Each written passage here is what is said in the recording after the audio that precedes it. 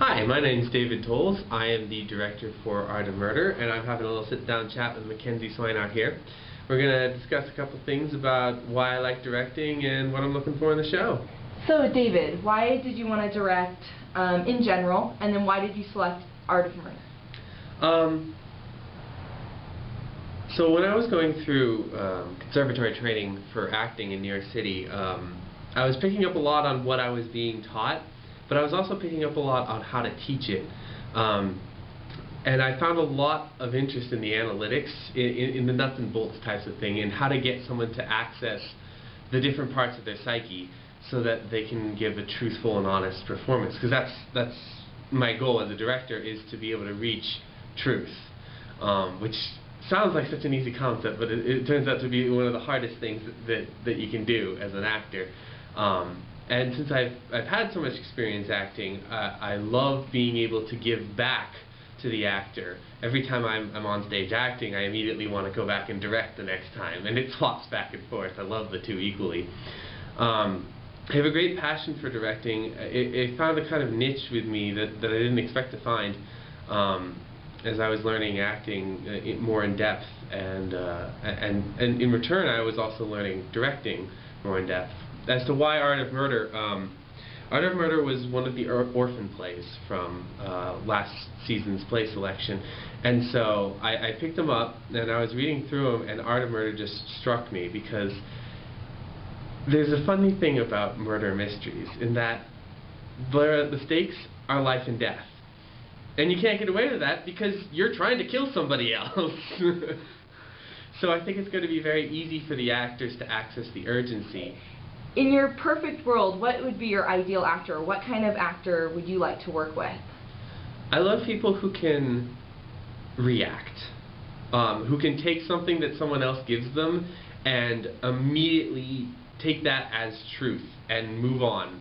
No matter how well the other actor is doing it or performing or giving the lines, they take exactly what they give them and they run with it and they make it their own so that they can give it back to the other actor, and in turn they can react.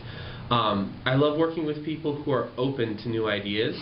It's very important that the actor does a lot of work understanding who they are and what their character is. But at the same point, they can't become so married to an idea that they can't accept a no. A lot of times I give notes understanding that that's not what I want my end product to be, but it's a direction that I want the actor to explore, and they can't be shut down to that. They have to be like, okay, let's try this new thing, and I'll be like, okay, 10% of that we'll keep.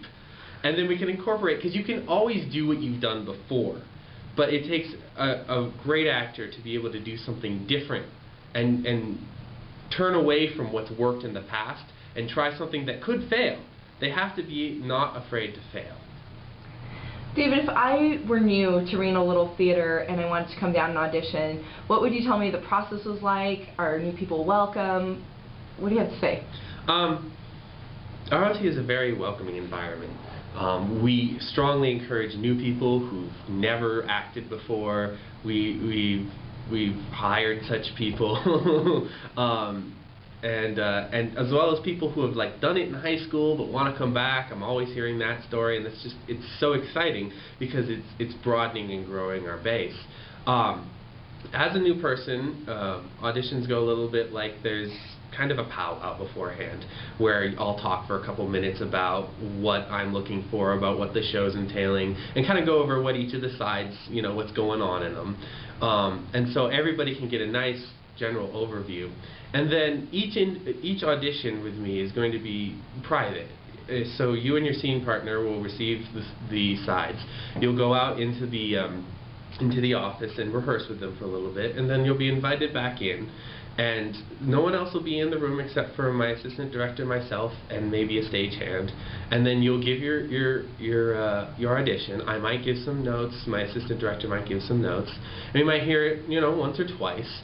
And then we'll probably give each of you a different side and a different partner for the next scene. What if I want to come down to audition? When is it? Where's it at?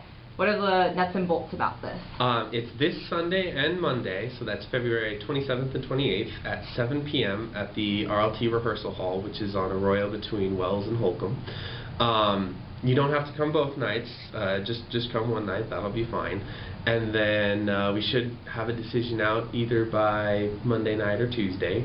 And we'll be sending out emails, which you'll supply on the audition form. Also on the audition form, if you're interested in tech, we'll make sure to leave a spot to say if you're not cast, would you like to be involved with tech, or if you just like to volunteer in general, that's available.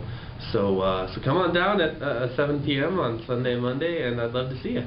Great, thanks David, and to all the auditioners, break a leg. Thank you.